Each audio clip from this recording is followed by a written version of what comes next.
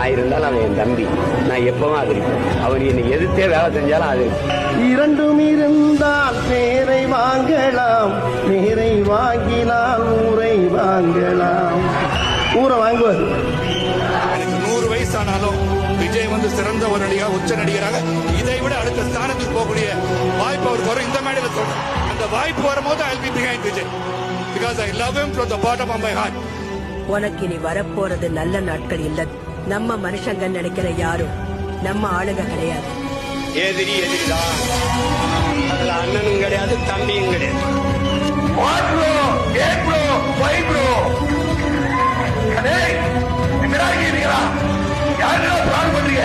எத்தனையோ பள்ளம் வரும், மேடு வரும், அத்தனையும் தாண்டி அடிச்சு ஜெயிச்சு போயிட்டே இருக்கும். 2026லயும் இதேதான். அவர் ஜெயிப்பாரு. அதாவது 200 சீட்டுக்கு மேல வருவார் பாருங்க. அவர் நம்ம முதலமைச்சர். உடம்பெல்லாம் கண்ணோட நீ ஜாக்கிரதையா இருக்கணும்.